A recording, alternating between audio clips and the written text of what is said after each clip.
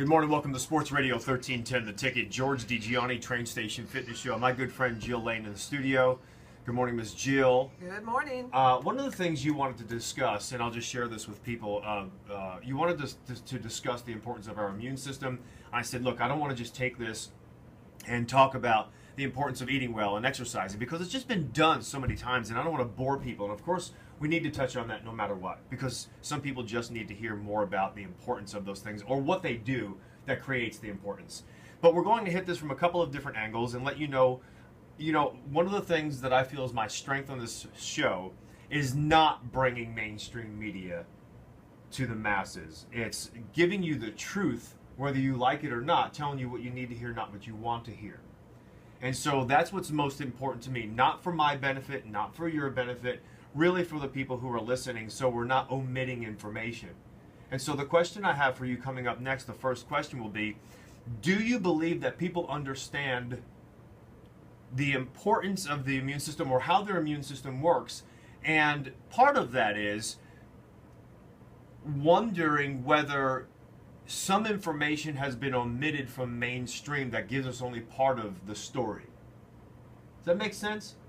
And I don't know if that's true or not, but I wonder, whatever you're going to share with us today, and I know some of what that is, if that's really expressed in mainstream, because to tell you the truth, I've not heard it before.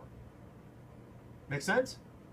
I think so. Okay, so I'm up for it. Coming up next, I'm about to confuse our expert with my questions that just don't make sense. Only I know where I'm going with it. Stay tuned for a Wheels Off next segment. 703 Sports Radio 1310, The Ticket. 712 Sports Radio 1310, The Ticket. George DiGianni, Train Station Fitness Show. My guest is Jill Lane.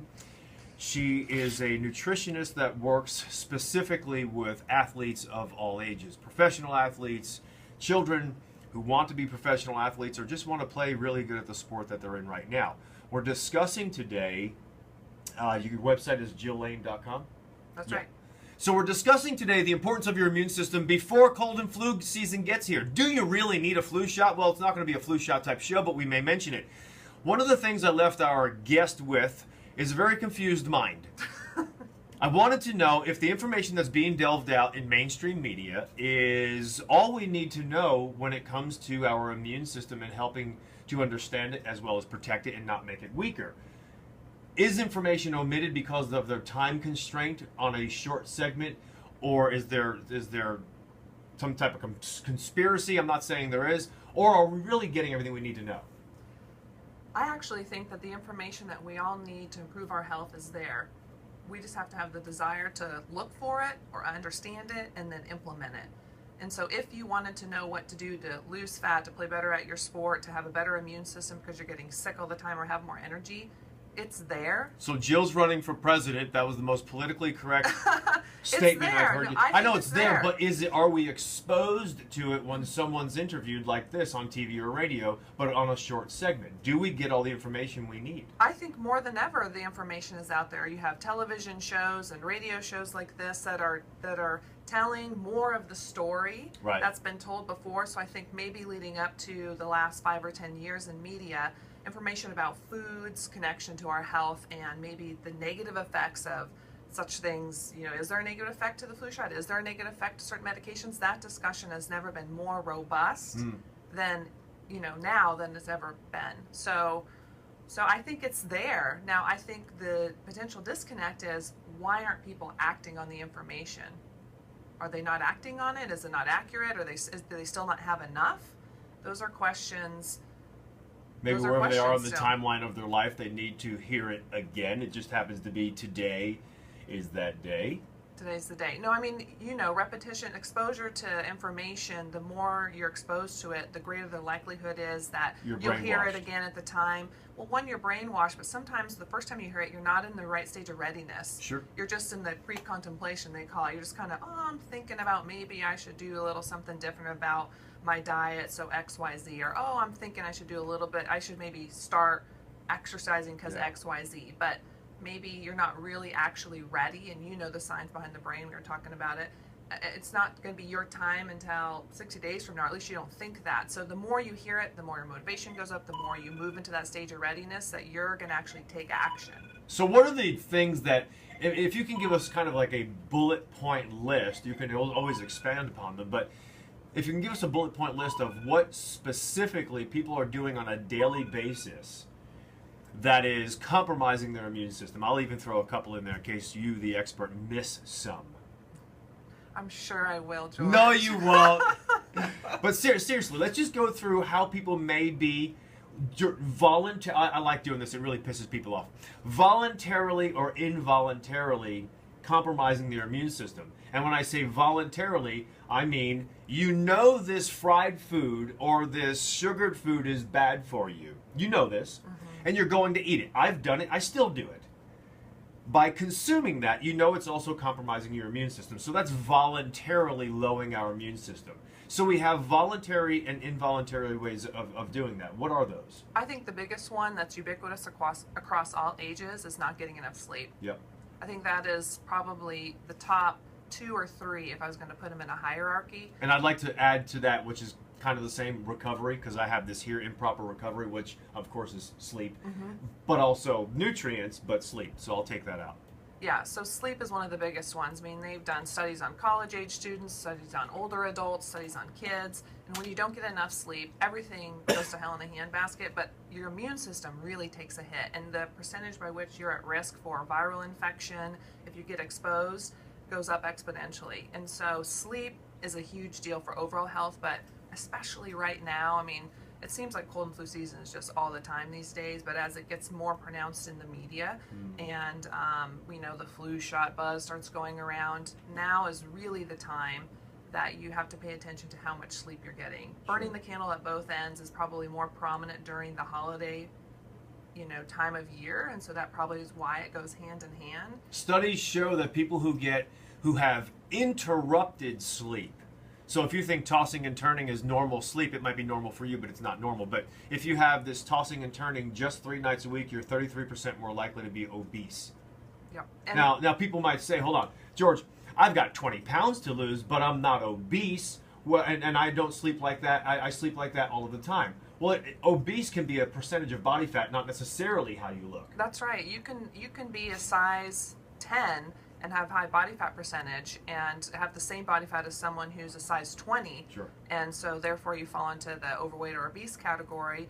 And back to the sleep statistics, for every hour of sleep you lose under 7 hours, you lose 10% of your brain power. So hold on, that's going to bug me now. I didn't want to go in this area, but that means I'm absolutely stupid because I only get 6 hours of sleep a night. I mean, I literally go to bed at 10, I wake up at 4. How do you know how much of your brain power you're not tapping into unless you got a full night? Because I wake up without an alarm. I feel as though I'm completely rested. And studies that I've read, not to be incongruent with you, but studies that I've read said an absolute minimum is 6 hours, an absolute maximum is 8 hours. There are so many people, and I know you'll agree with this, that believe more sleep is better. If you're getting more than 8 hours sleep, they say it's just as detrimental to your health as getting less than 6. It depends. I think that's conditionally specific. I think the average, depending on the studies, is somewhere around 7. I'd say some might go a little less, down to 6, up to 8. Right. During a time when nothing's going on with your health. If there's infection, there's post-surgical recovery, you might need 12 hours. 10, yeah, up to 10 is really kind of the cutoff where it's like, okay, past 10, you really start to question, but that's only for adults. Absolutely. Kids, of course, is a totally different equation.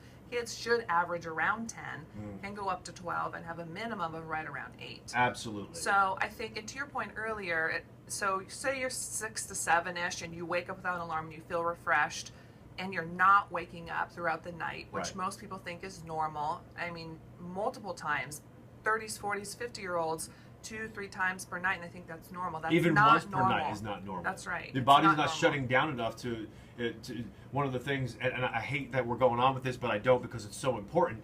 If your body shuts down and you're in the proper sleep cycles, you don't feel the need to wake up and pee. That's right. Unless you're drinking right before bed, but still, you shouldn't need to because everything's slowing down. Right. And so we segue back into the immune system. when you don't get enough sleep, your cortisol can stay elevated, and that's the effect that it has on the immune system. When cortisol is elevated, it affects both glucose and the immune function. So that's kind of the connection between what the heck does sleep have to do with my immune function. It's cortisol, which also is the rabbit in the hat when it comes to weight loss, right, and to energy, and to stealing your memory away. So doesn't mean cortisol is bad. We need it. We just don't need it elevated throughout the day. Chronic medication compromise the immune system. Depends on the kind of medication. I'd say probably one of the first reasons why it might is because it depletes some medications can deplete nutrients from the body that are required by the immune cells to function. Vitamin C, iron, vitamin E, B vitamins. So I'd say first, there's tons written about it. Nutrients depleted by medications. You can just Google search that, check to see if the medication you're on is depleting nutrients just from you being on it. Now, it's my understanding from Dr. Xenakis, who wrote a book called When Good Medicines Do Bad Things to Healthy Bodies, and he listed hundreds, literally hundreds of medications, what their role is and how they affect the body, both, what the benefits are and the disadvantages are, and that every single one of them rob the body of nutrients. So the assumption is, don't all medications rob the body of vital nutrients? Well, he's an expert in that area more than I, and I'd say when you pick up a book that's about that topic, it's very, very thick. Yeah, very. So it's just a matter of have we done the science on that particular thing to find out, be able to document it for truth. And I'd say it's almost everything you take, is problematic. And if it's something you have to take chronically, like every day, months and months you have to take it, then you really need to pay attention to repleting those nutrients. Okay, mental stress. This goes back into the cortisol, but if you have chronic mental stress, you affect your immune system.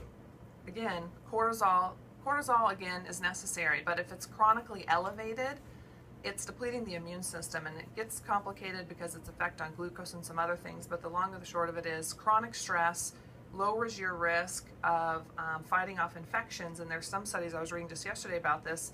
People who have chronic stress have a higher risk, especially of getting a virus, because stress has a really big impact on the cells within our immune system that help us ward off viruses in particular. So, and that's usually what goes around in cold and flu season. It's viruses, not bacterial infections. So if you're burning the candle at both ends, you're stressed, there's a ton going on, and you're not taking some supplemental stuff to help augment that, if you can't change your situation for now, you will be at higher risk for getting a viral, cold, flu, stomach bug, whatever it is. So let's make sure that you're proactive, not waiting for something to happen then to have to treat. Let's do that now. Let's begin with these steps. We'll give you some more of this information coming up in the next segment about what you can do. Hormone imbalance is the last one I have.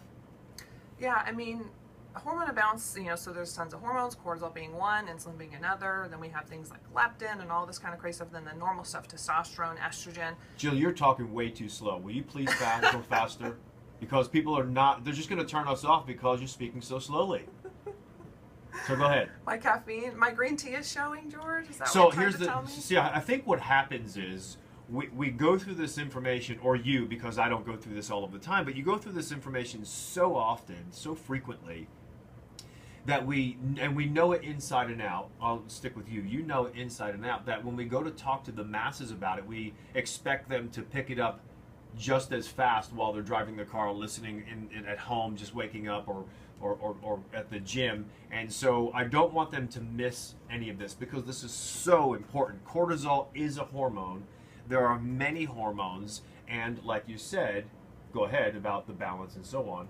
I think the biggest two hormones, which are our master hormones, the ones that we rarely hear called that have potentially negative impact on our immune system, are cortisol and insulin.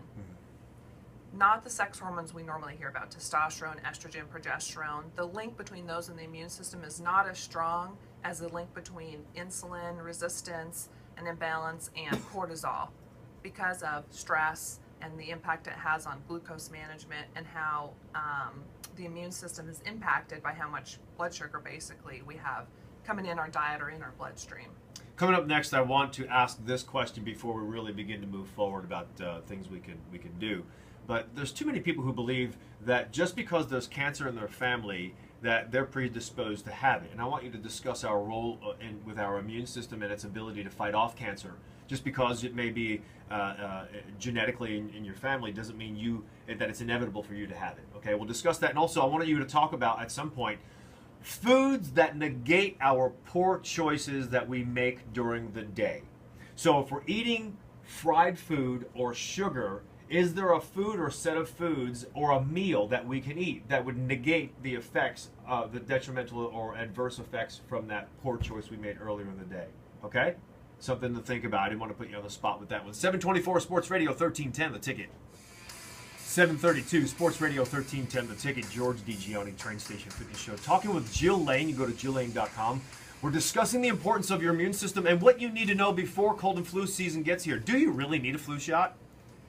What can you do to protect yourself? We discussed how you may be voluntarily and involuntarily ruining your health, ruining your immune system. And it's not just where people affect their immune system during the fall and winter months, but if you affect your immune system, and I say affect because it could be positive or negative, well, if you affect your immune system for a long enough period of time, it becomes harder to change that. Not that you can't, but you don't all of a sudden boost that overnight. If you've been smoking for years and eating horribly for years and taking medication for years and not sleeping well and you deal with mental stress, you don't just change that in the same period of time as someone who maybe moderately has a lifestyle that's in moderation, if you will. So there's no smoking, minimal drinking, eat well here and there, and they exercise a little. Right? You might get a better effect, don't you think? I could be wrong, but I don't know. You know what? I think the immune system is really robust when you get into the data of all the different facets of it. You know, just getting more sleep, just taking vitamin C, just stopping this, just moderately exercising, just toning down your exercise, you know, they have different effects, can give you, you know, eating sugar has an instantaneous effect on your immune system. So if you don't eat it, you don't get that suppression of some certain immune cells. So according to the literature, there can be an almost immediate or within hours effect of adding something or stopping something, just kind of depending on which way you're coming at it. So are we talking from a percentage basis, or are we discussing that this might be apples to apples? I mean, we're talking the same amount of benefit exactly from two different lifestyles as far as the increase in immune system. So with exercise, let's just take that for an example. If you moderately exercise, if you're not overtraining to the point where your cortisol is too high and your glucose is going too low, which strains the immune system and actually has been documented to lower immune function for some time, 6-10 hours afterwards, you're just moderately exercising, that actually positively stimulates your immune system. So is it the same percentage on both sides? Not always, if that's your question, but it's a matter of, it was one extra hour of training, like I say, or maybe even 30 minutes when you were running low on sleep and had bad food in your system, had a negative impact. But moderate, you know, which doesn't really describe a kind of exercise, but the normal, I guess, amount of exercise has a positive effect. Sure. So that's, for lack of better words, instantaneous. It's within hours that you're seeing a repercussion, good or bad, in your body from doing or not doing something. Same thing with our telomeres. When we talk about our telomeres becoming shorter, you actually make them shorter faster, which makes you less healthy, by the way, of course, when you exercise like a marathoner. When I say marathon runner, triathlete, even a bodybuilder, someone who has that much strain on their body, it's actually less healthy for you, regardless of what you look like. Cancer. Just because it may be in your family doesn't mean it's inevitable that you have to have it. How can you positively affect your immune system to stave off cancer? Well, you pay attention to what you do. You know, you get specific about what you eat. I mean, we know there are certain genetic markers which can raise someone's potential for having it, but lifestyle, we are getting more and more clear on genetic health, lifestyle, which is what you choose to do every day or not do, exercise, not exercise, drink water, eat vegetables, can direct or impact, turn on or off a genetic expression. And so whether it's genetically based or immune based, because our immune system is engulfing and killing cancer cells every day. Our natural killer cells, that's their primary job, is to be anti-tumor in effect. And we know it's very clear that vegetables have raised natural killer cell activity. That's pretty simple. And so that's why the data is always shown. If you eat more vegetables, your risk of certain cancers go down. That's the fact. It helps natural killer cell production and activity. So lifestyle plays a big role in it. if you have a genetic predisposition, you might have to do even better with your lifestyle choices. That's the point. Right. Just the same with heart disease or diabetes, or even if you have obesity that runs in your family, you just might have to be a little more diligent. That's just the cards you were dealt than, you know, someone who might not have that in their genes. So Jill, I am going home and I'm going to have a big juicy cheeseburger, double cheeseburger, fries, and a milkshake at 8 o'clock in the morning. And so I'd like to know the rest of the day, are there foods and a specific lifestyle I can lead the rest of today that will completely negate this meal that I will have when I go home? Well, one, something we were kind of talking about in the break is choose to have it and don't have any guilt afterwards. That the brain is a powerful thing when it comes to your health. And I think Mine's a terrible thing, Jill. A lot of the negative effect we have on our health and our life, especially in cancer, if we circle that in, has to do with how our brain is perceiving what's going on. And so if you fall off the wagon, or if you choose to go all in on something that's not healthy, do it and be done with it. Don't let it mentally linger the rest of the day. You're working on the emotional stuff, and that's good support and everything. From a physiological point of view, or gene expressive point of view, or any of that, can we negate that bad meal by having a perfect day the rest of the day, whatever perfect is considered? I'd say maybe. I don't know if the answer is 100% yes, because it just depends on what you have going on in your metabolic health at the time that you drop that fried bomb down there. So, but fried bomb. But it's certainly not going to hurt that if your next meal is a kale salad with a piece of salmon and water, and you go out and you exercise, do high intensity exercise training, you know, in the afternoon, and you stay hydrated, and then you eat another great dinner with broccoli and bok choy and, you know, organic eggs, omega enriched eggs. That can't certainly hurt. It certainly can help quelch some of the free radicals and inflammation and negative immune suppression that came from that fried bomb earlier in the day. Whether it's totally washed out, I don't know if any studies have shown that. So how close are you with Hillary Clinton? That's about as close as it takes from me to wherever she is in the world right now. I don't know any politician / nutritionist that I've ever had on this show like you.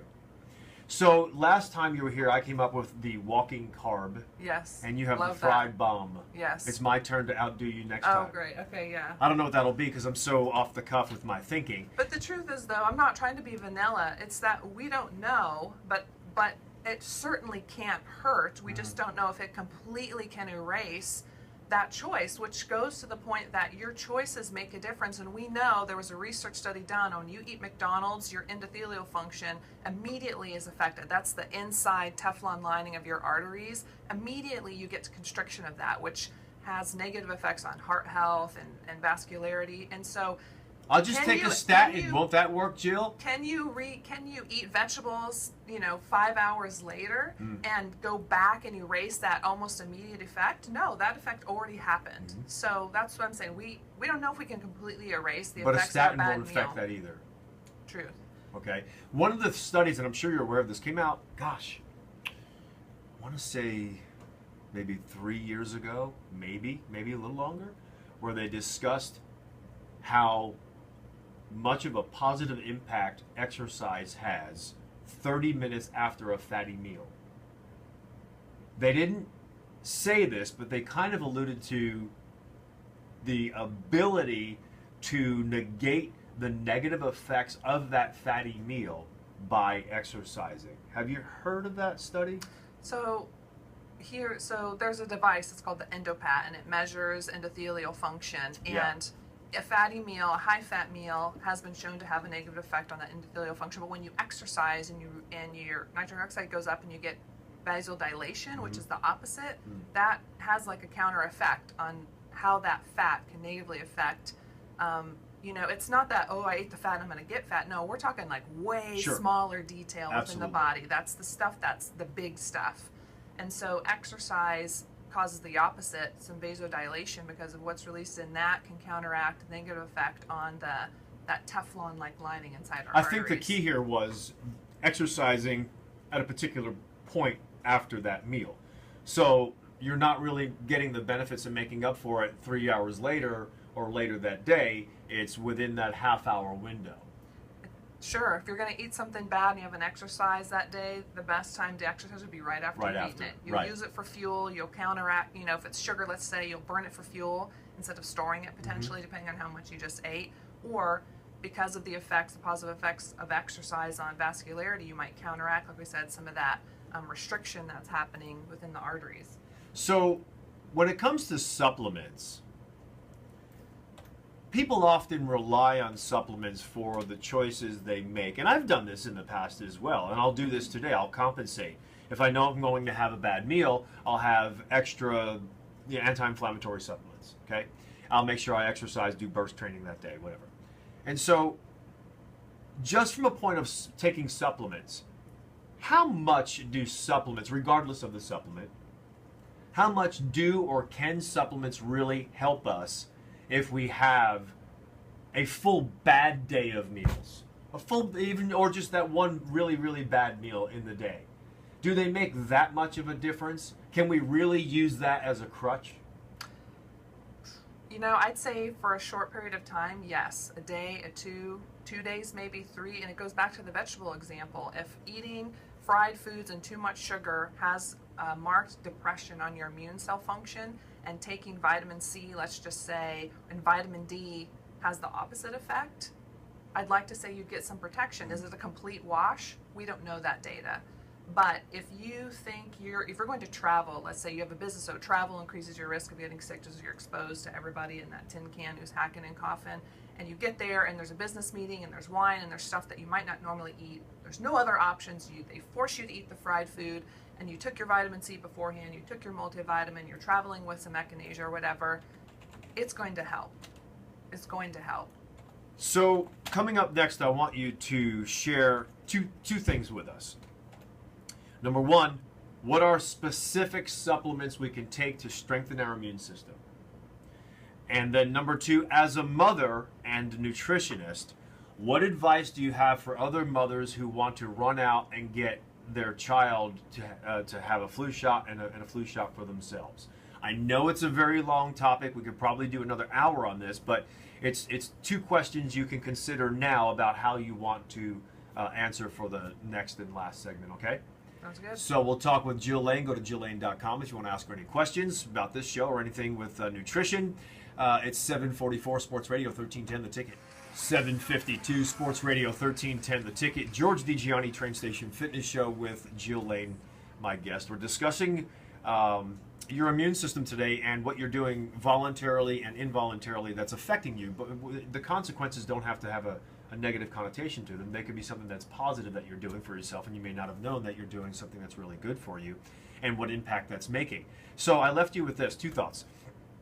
Which supplements specifically help us with strengthening our immune system? So maybe helping us get more sleep, recover faster, lower inflammation, kind of all together.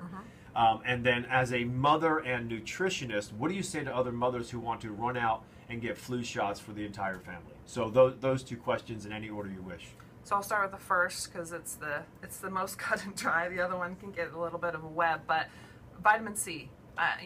Linus Pauling did all the work, and I'm going to try and say that a little slower. Vitamin C. Yeah. Take vitamin C. No, who did all the work? Linus Pauling. Linus Pauling.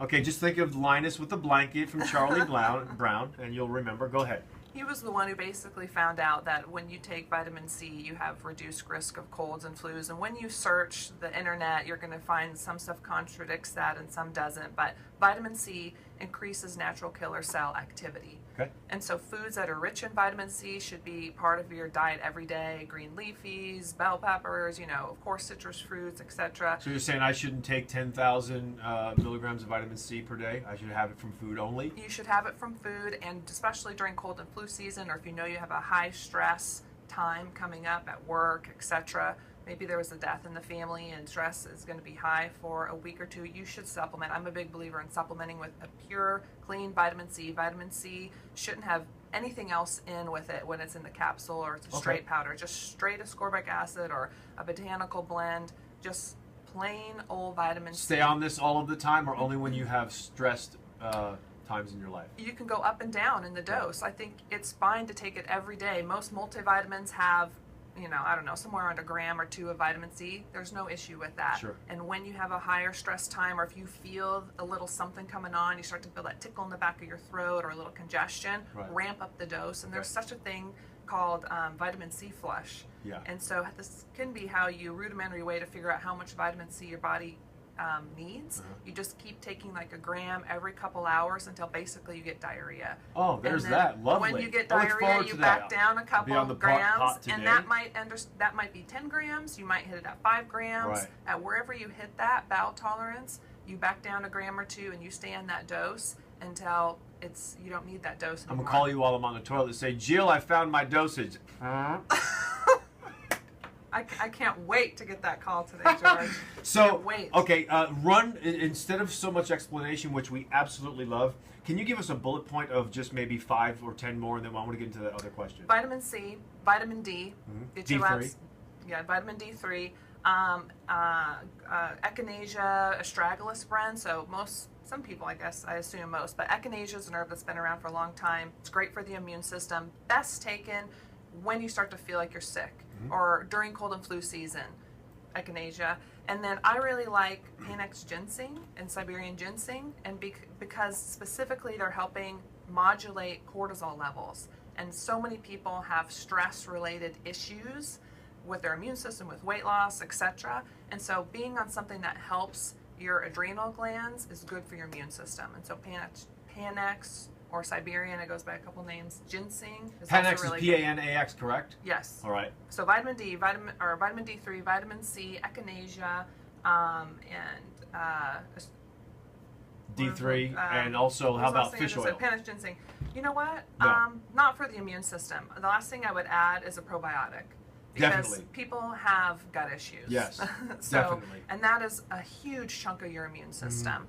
And so what strain you take, just get a dairy-free, shelf-stable, medium to high dose probiotic. Tell people what shelf-stable means. You don't have to refrigerate it. If you have to refrigerate something, that tells me that the stability is not good. Okay. A well-made probiotic should be able to sit on your counter and not die. Jill, you're a mother and a nutritionist. Do you give advice to other mothers and say, well, flu season's coming, you can do all these other things, but still protect yourself and your children with a flu shot? Or no? What do you do? Take the rest of the last part of this segment. So my kids do what I just said. They take vitamin C, they take probiotics, they take a multivitamin that has zinc and some of the other stuff we didn't cover. If they start to get the sniffles, sneezes, the touch of a fever or something, I let it burn a little bit because that's our immune system doing its work. Okay. But I use echinacea and elderberry for coughs, and I am a big believer in chiropractic care for the immune system. I don't give my kids the flu shot because if they have been without the flu, knock on wood, since they were born, and these sorts of paying attention to what you eat, keeping the sugar load in the house down, staying active, being in the sun to get vitamin D has been working. Don't fix what's not broken. Okay.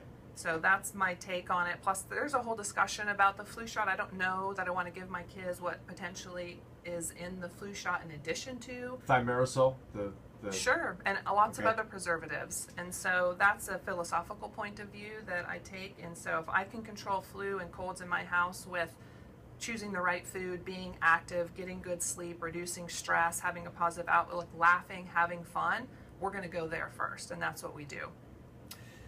Okay, nutritionist Jill Lane, a.k.a. Hillary Clinton, on the show today. Go to JillLane.com. Thank you for your politically correctness and avoidance. No, you did a great job, Jill. I love having you on. So let's talk with the T-Box if they're available.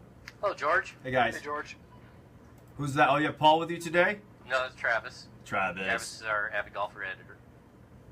Screw him. Thank you for that. Okay, so I listened. I was listening to all the list of supplements, and I take most of them. I don't take echinacea and all that, but man, after a while, your bathroom counter looks pretty crowded. And the one thing I did hear, I don't know if it's with her or Dr. Webster, is you always take your minerals at night. Is that true? Like the zinc and the magnesium and the D3 and all that stuff. Supposed to absorb better at night? Not necessarily. Some of the big minerals don't like to be absorbed together at the same time. So taking calcium and magnesium, if you're taking a high dose separately, can sometimes enhance absorption, but specific to magnesium and zinc, for athletes, if you take them at night, it helps with recovery and muscle repair, because that's when we're doing a lot of that while we sleep. So it's more of a strategy of effect and less of a strategy for absorption.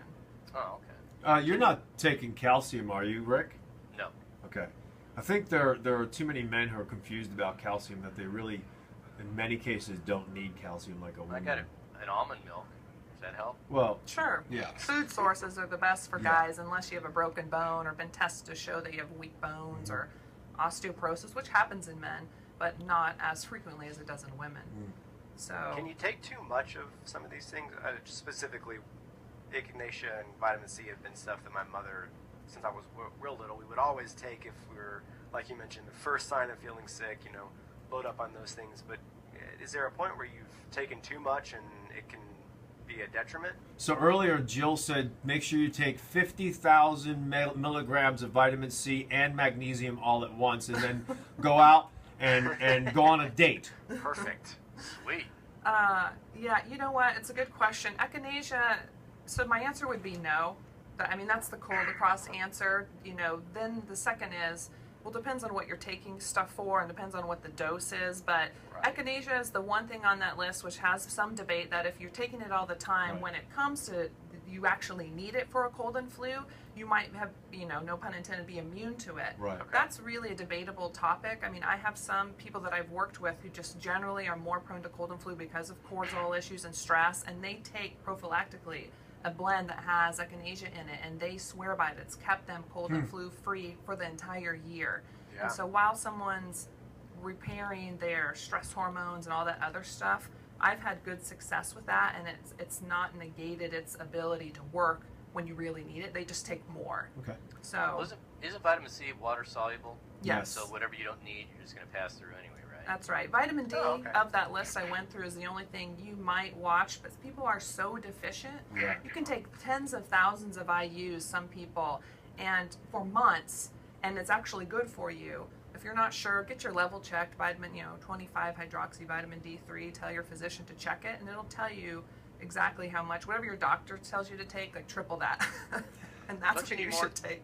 Don't you need more of that in the winter? Because a lot of that has to do with the sunlight.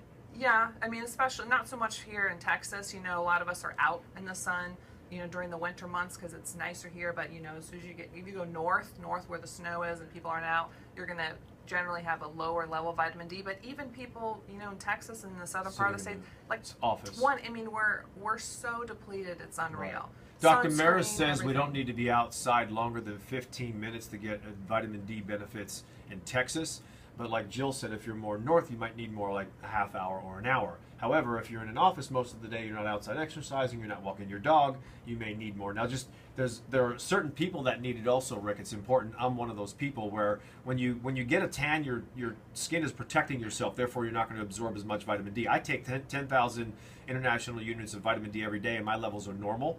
Where Samantha couldn't take that much, it might be bad for her, so she takes 5,000 international units 3 days per week. So it's not one of those situations where you blanket a supplement and just take it, because it may not benefit you or it even could hurt you depending on the supplement. Yeah, I mean, the darker your skin is, generally the more you have a need for vitamin D, because the melanin is protecting or blocking the penetration of the light rays, which help with that conversion to D3. So, but it's such an easy thing to get tested. More and more doctors are doing it. Test it, then get a pure form, and then dose accordingly. So if you're a golfer who's out 4 to 5 hours at a time playing around a golf, you probably need a little bit more just because you tend to tan a little bit. If you tan, right? Yeah. But you can't just blanket the statement, or I guess you could, but it's probably not healthy for you. What many people I don't think correlate the testing with and supplements is that you can actually save money by getting the results of your test, which is to say you may not need that counter full of supplements, or you may go through them in a shorter or a longer period of time, which can save you money. And what your needs are changed. Sure. To be honest, so what a multi and fish oil, which is a kind of general recommendation for everybody, but on top of that, what you need for these next 90 days might be different for the previous 90 days based on stress, sleep, immune function, weight, etc. Does it make you want to throw your hands up in the air, Rick, and just Yeah, say, yeah. forget it? Yeah, just take it one a day and be done with it. Yeah, it's about the size of your shoe. If you can swallow it, good luck. And it comes out looking the exact same. Yeah. Your shoe with dirt. Yuck. So where are you guys today? Classic BMW, cars and coffee. Uh-huh. The cars to drool over. One of these days, George, I'm going to see you driving up in something. Yeah, you'll see me driving up in something, all right. It'll be man-powered. Man, some of these guys that drive these rides in your it's a passion. It doesn't matter, everybody's into certain things. The guys are into cars. It's an absolute passion. Oh. You look forward to every toy run, every poker run. Yep. Just go. I did it when I had my motorcycle. There's this camaraderie, and you get together and you talk nonsense. There's no stimulating conversation whatsoever other than the treads on your car and the paint you're going to change and stupid stuff. But it's not stupid to those people who are involved in it because that's their thing. That's the beauty of the internet, because I'm into certain things, aquariums and Porn. watches and stuff. And it's great because you can get into a geek fest with fellow geeks without beating them down. That's what I like about it. You can all go in one big, passion play and talk about all the things that are so boring to most people. But these people, they're just into it as you are. Yeah. So, it's pretty good. Jill, by the way, was just saying that aquariums. Really? Yeah. So you've never been to? Do you also put your pink loafers on? Wait. You never been to a place where it has a really sweet looking saltwater aquarium, and I just stared at it and just go, oh, that's pretty cool. No. Wow. Yeah, with my pink fluffy slippers, reading. Well, whatever. It's like a moving painting. That's what I call it.